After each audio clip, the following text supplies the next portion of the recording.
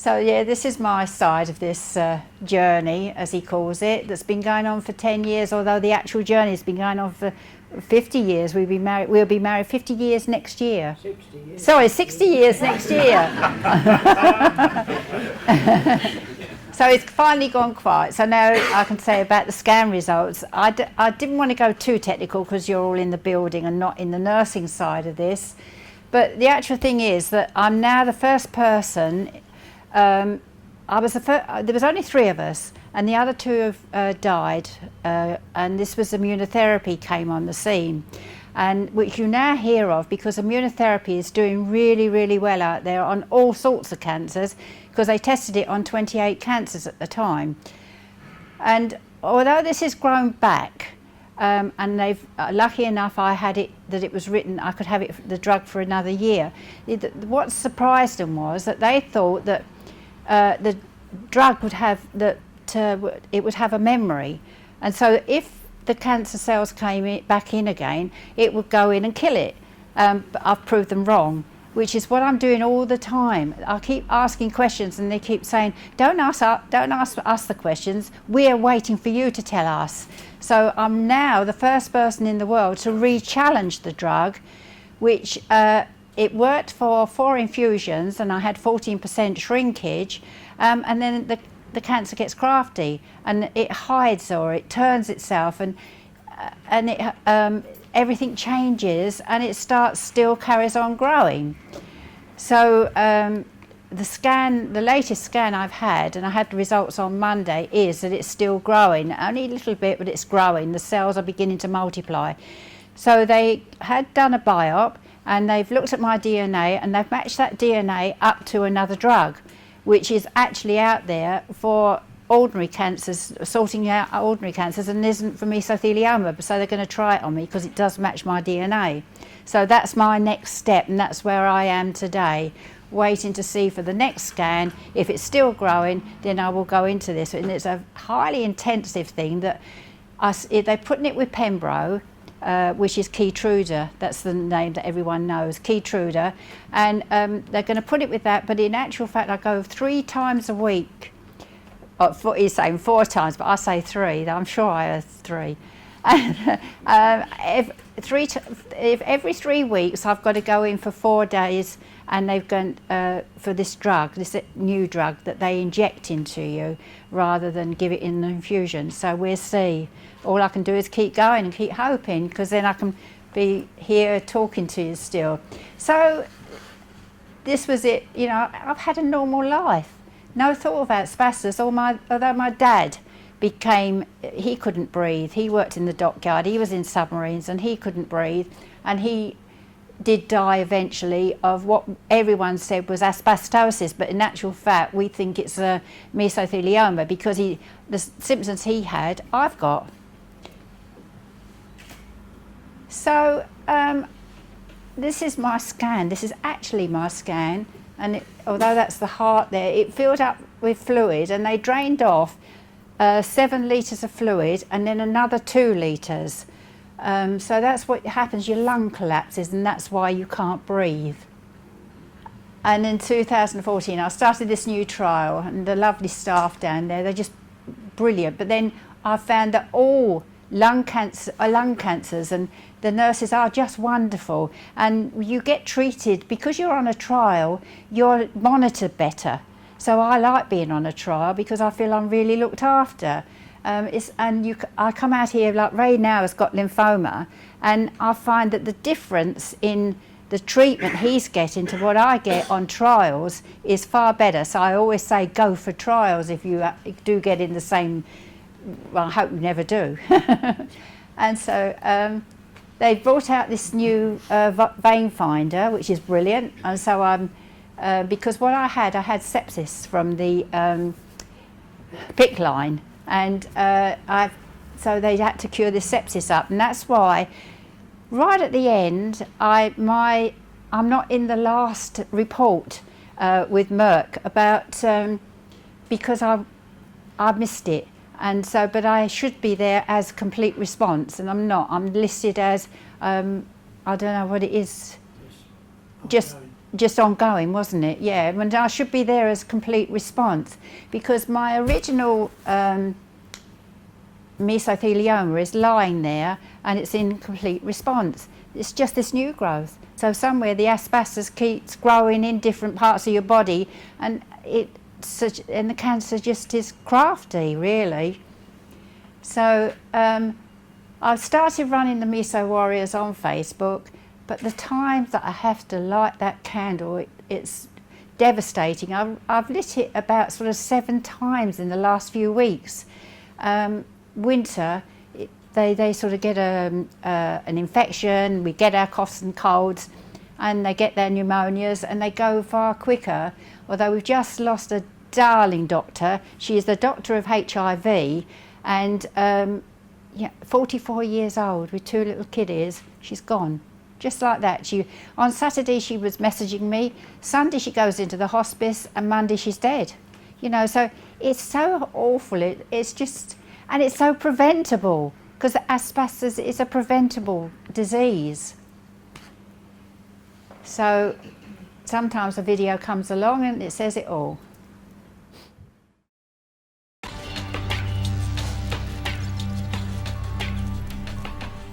Silica.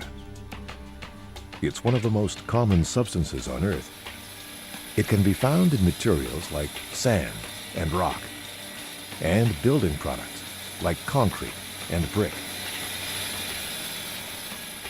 When a worker cuts, grinds, or drills materials that contain silica, dangerous crystalline silica dust is released into the air. As the worker breathes, silica crystals flow into his mouth and nose and down the air passages deep into the lungs.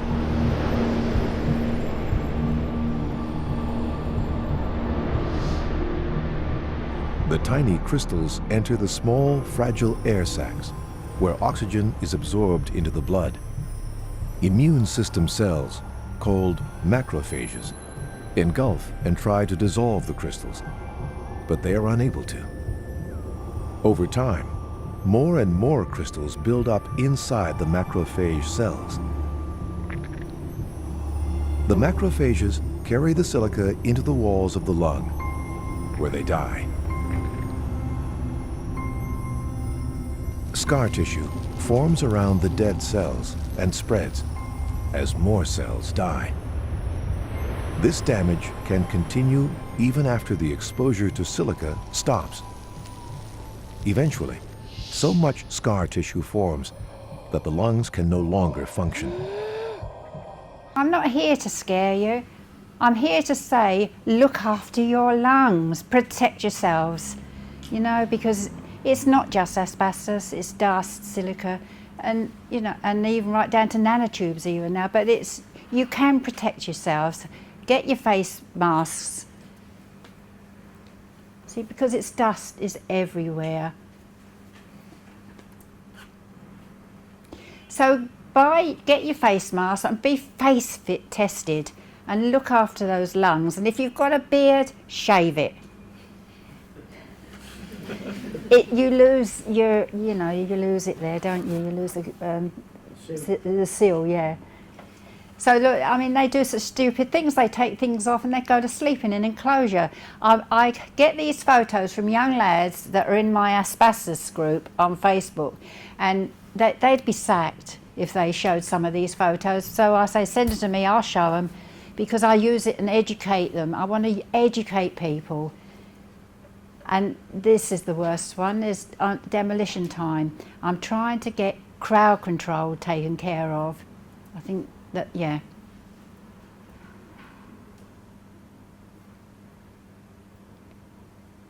It was a young lad took this for me, or he took that for me, and he sent it to me, and I said, put it on YouTube and I'll show it around. But the boss of the site got hold of me and said, if you don't get that off, I'll sue you. And I said, excuse me, but I think I'll sue you back, because I said, if you watch that film, then you'll see that it is there is fiberglass in there, and everything's going over that crowd. And he looked back, and he looked it back, and he phoned me back, and he said, "You're right." He said, "Right." He said, "From now on, I'll get fiberglass out as well, out of all the buildings." So that he did, and I mean, that's the pile that they get left with. Then I'll go over the shop, and Ray disappears. When I come back, he's not there, and he's over there with a skip. And I said, "What are you doing over there?" And he said, "Come over here." And he said, "Look, this is asbestos rope and that, all asbestos there." So I put it on Facebook, and a bloke got hold of me and said, "Find the name out on the skip." And he said, "I'll phone." So he found I gave him the name, and he phoned, and the bloke came round, and he said, "Oh," he said, "all right." He said, "I'll get rid of that and I'll cover it." They don't realise what they're doing, because there was a nursery right there, and the wind's all blowing, but the actual workers themselves taking that down were not protected. And all right, so there were poor Polish boys come over and working cheap for him, and he hasn't protected his workers. So, you know, I just, you see it all the time, and you can keep on and on. This was spotted. It's just a notice there made out of fiberglass. Sorry, asbestos. I've got fiberglass. Asbestos, sorry. It could be anywhere. Beware when you're drilling, where it is. Be aware of asbestos. It was hidden behind, the board's hidden behind there. When they took that out, they saw that. It's just hidden. You have to be so careful what you're doing.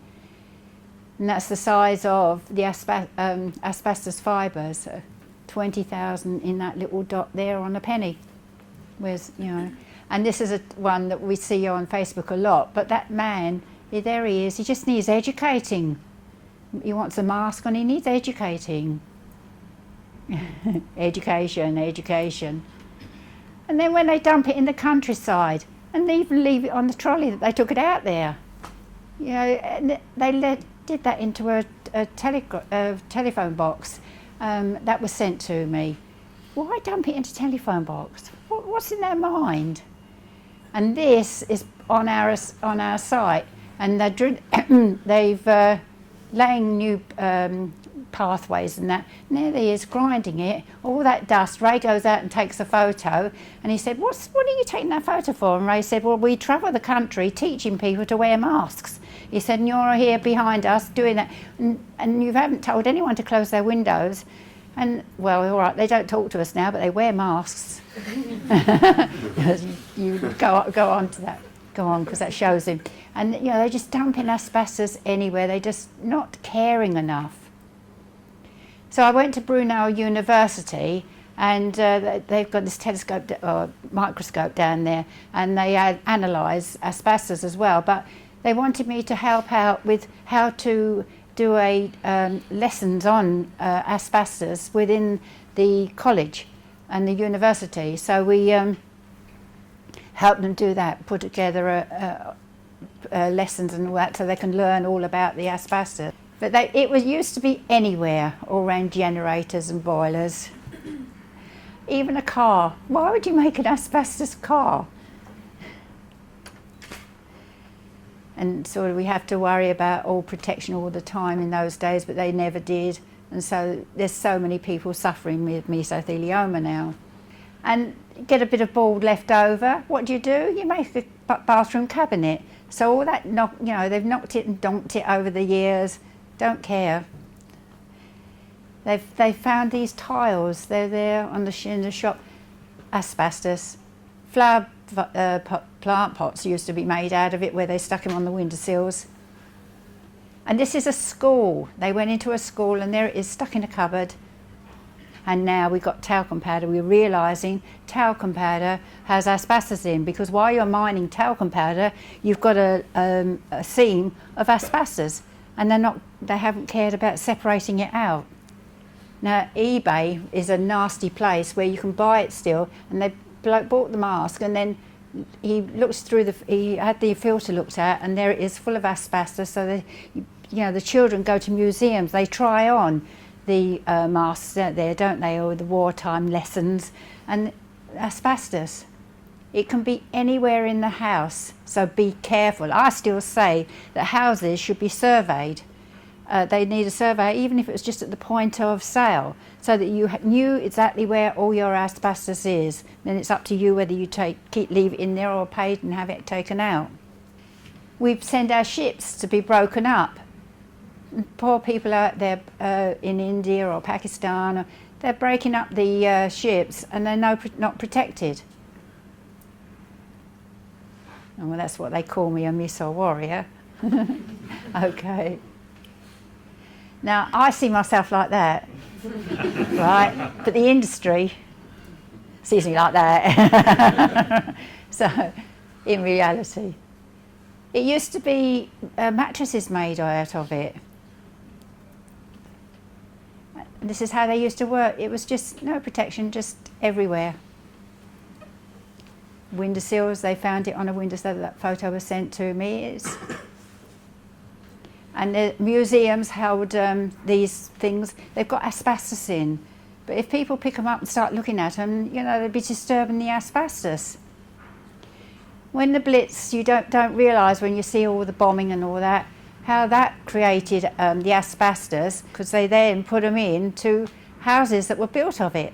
Those prefabs were full of asbestos, but nowadays they replace it with a nice new house. Which is what I'd like to say about you lot out there building these new buildings. You're actually doing a favour, because you're getting rid of all the asbestos and the new buildings won't have it in, so they'll be safer. So yes, I launched my own foundation because I want to help doctors that are studying in universities, and at long last I've managed to put together, we've got enough money to start offering grants for pilot grants to if you've got an idea for mesothelioma and you want to put a pilot grant, we offer it, and the applications are just coming in now. So I'm really proud, and I've got, you know, all the doctors are all helping me. Yeah, we had a great launch. It was a really great night. And MSD came there, and I was actually able to thank the people that did save me with their new drug. And the Miso Warriors, they enjoyed themselves there as well. It's good to see them laugh, because some of these have lost their partners. So yes, asbestos does kill, don't be fooled. It takes no prisoners, only loved ones. And so thank you for watching my journey. And I hope that I can educate, and I hope you go away and educate, that look after those lungs.